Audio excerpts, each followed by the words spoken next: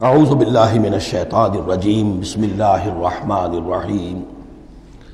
یا ایھا الذین آمنوا لا تبطلوا صدقاتکم بالمن والاذی، اہل ایمان اپنے صدقات کو باطل نہ کر لو، نسیہ منسیہ ہو جاتے ہیں، بالمن والاذی، جتلا کر اور کوئی اذیت بخش بات کہہ کر،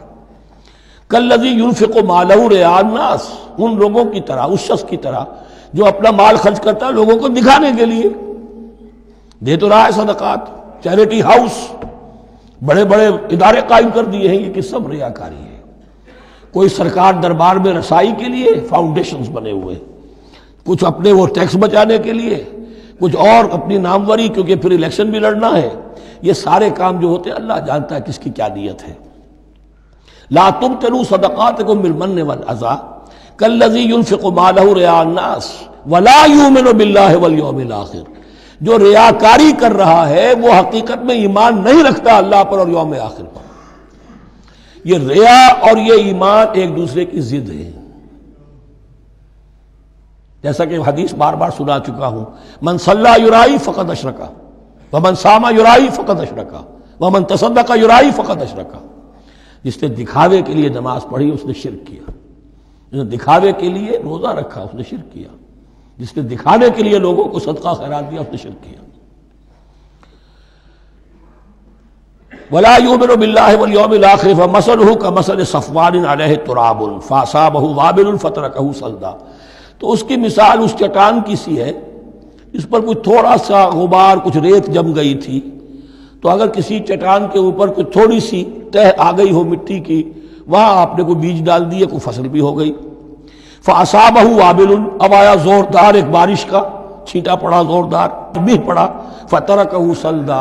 وہ ساری اوپر کی تھوڑی سی تہ تھی، وہ مٹی بھی بہہ گئی اور آپ کی محنت بھی گئی، وہ آپ کا بیج بھی گیا اور آپ کی فصل بھی گئی۔ وہ چٹان جو ہے چٹیل چٹان وہ اندر سے نکل آئی،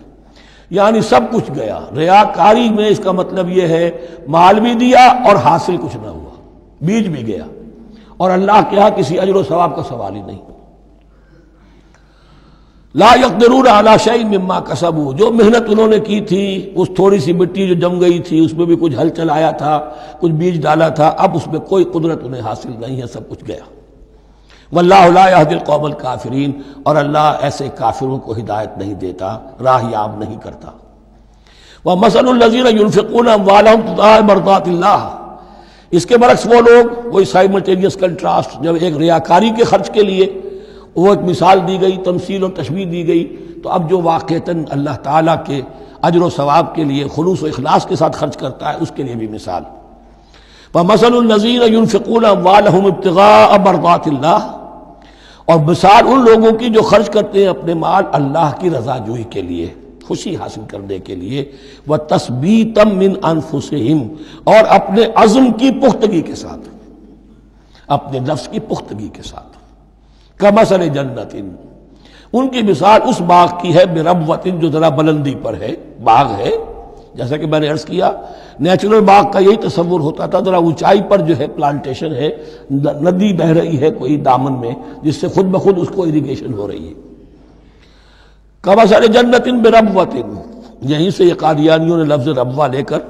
اور اپنا وہ شہر بنایا ہے پاکستان میں۔ اصابہ وابل، اب اگر اس باغ کے اوپر زوردار منہ آ جائے،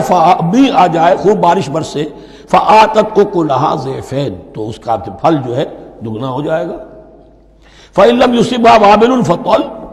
اور اگر زوردار میہ نہ آئے، بارش نہ برسے، تو تھوڑا بہت چھینٹا بھی پڑے گا تب بھی اس کا تمہارا پھل جو ہے وہ برقرار رہے گا۔ واللہ بما تعملون بصیر، اور جو کچھ تم کر رہے ہو اللہ تعالیٰ اس کو دیکھ رہا ہے۔ دروں بھی نہیں کرتے رہا کرو کہ تم یہ مال جو خرچ کر رہے ہو واقعتاً خلوص دل کے ساتھ، اخلاص نیت کے ساتھ اللہ ہی کے لیے کر رہے ہو، کہیں اس میں کوئی اور جذبہ، کہیں تمہارا غیر شعوری طور پر کوئی جذبہ شامل نہ ہو جائے، تو انٹراسپیکشن ہو، اپنے غریبانوں میں جھانکتے رہو۔ ایود احدکم ان تکون لہ جنۃ من نخیل واعناب تجری من تحتہا الانہار، کیا تم میں سے کوئی شخص پسند کرے گا کہ اس کا ایک باغ ہو اور کھجور کا درخت ہو اس میں، اور انگور کی بیلیں بھی ہوں، اور اس کے دامن میں ندیاں بہتی ہوں، نیچرل اریگیشن بھی ہے، کھجور کے درخت بھی ہیں، اور بیلوں کی ٹٹیاں لگی ہوئی ہیں انگوروں کی، اور انگوروں کی بیلیں ہیں۔ لہو فیہا من کل الثمرات، اس کے لیے اس باغ میں ہر طرح کا میوہ ہے۔ فاصابہ الکبر، اب اس پر بڑھاپا بھی طاری ہو گیا ہے۔ وَلَهُ ذُرِّيَّةٌ ضُعَفَاء، اور اس کی اولاد ہے ابھی چھوٹی عمر کی، کم سن ہے، کمزور ہے۔ فَأَصَابَهَا إِعْصَارٌ، کہ اچانک اس باغ کے اوپر ایک ایسا بگولا، ایک ایسی آندھی آئی جس میں آگ ہے، فیہ نارن، کوئی ایسا آگ بھری آندھی آئی۔ فَأَصَابَهَا إِعْصَارٌ فِيهِ نَارٌ فَاحْتَرَقَتْ، پورا کا پورا باغ جل کر جلس کر رہ گیا۔ كَذَلِكَ يُبَيِّنُ اللَّهُ لَكُمُ الْآيَاتِ لَعَلَّكُمْ تَتَفَكَّرُونَ، اس طرح اللہ تعالیٰ تمہارے لیے اپنی آیات کو واضح کرتا ہے تاکہ تم تفکر کرو۔ یعنی ایک انسان نے ساری عمر سمجھا ہے کہ بڑی میرے نیکی کمائی ہے، میں نے یہ کیا ہے، میں نے فاؤنڈیشن بنایا، میں نے مدرسہ قائم کر دیا، میں نے یتیم خانہ بنا دیا، لیکن یہ کہ اچانک کسی وقت مانو آنکھ کھلے گی، جب آنکھ کھلی گل کی تو موسم تھا خزاں کا، معلوم ہوگا یہ تو کچھ بھی نہیں تھا، یہ تو گویا کہ ایک بگولا آیا سب کچھ جلا گیا، اس لیے کہ اس میں اخلاص تھا ہی نہیں، اس میں نیت جو ہے اس میں کھوٹ تھا، اس میں ریاکاری تھی، اس میں لوگوں کو دکھانا مقصود تھا۔ پھر حال وہی ہوگا جس طرح کہ وہ بوڑھا اب کفے افسوس مل رہا، اب کیا کرے، بوڑھا ہو چکا ہے، دوبارہ تو باغ لگا نہیں سکتا،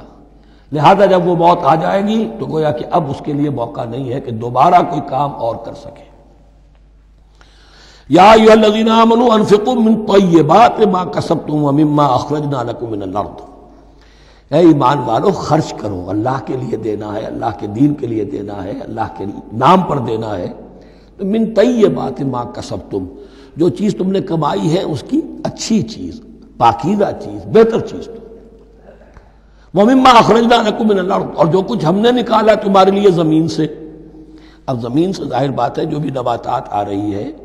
چاہے وہ کوئی چراگاہ ہے تو اس کے اندر سے جو ہے وہ بھی ہریاول ہے تو اللہ نے پیدا کی ہے،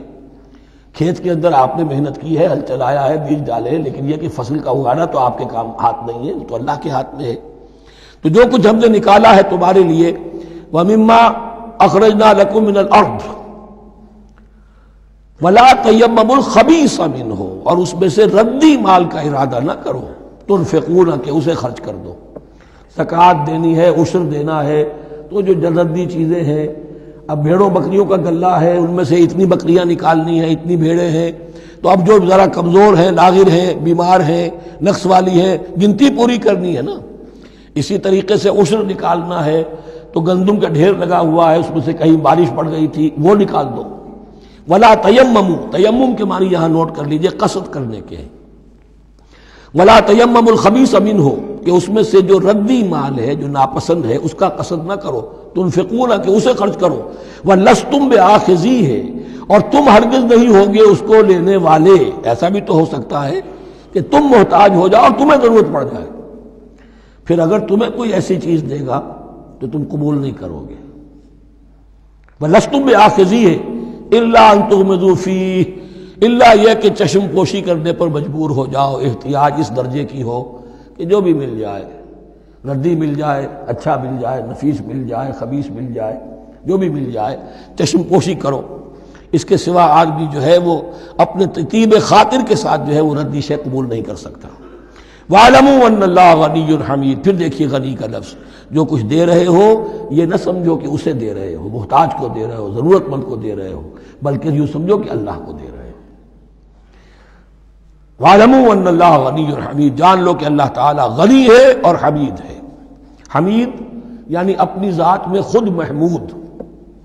ایک کسی شے کی اچھائی یا حسن یا کمال ایسا ہوتا ہے جسے ظاہر کیا جائے، دیکھو بھائی اس میں یہ خوبصورتی ہے، اور ایک وہ خوبصورتی ہوتی ہے جو از خود ظاہر ہے۔ حاجت مشاطہ نیست صورت دلار آمرا،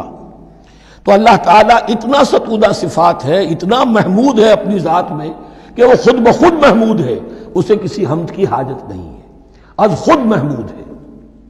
صدق اللہ العظیم۔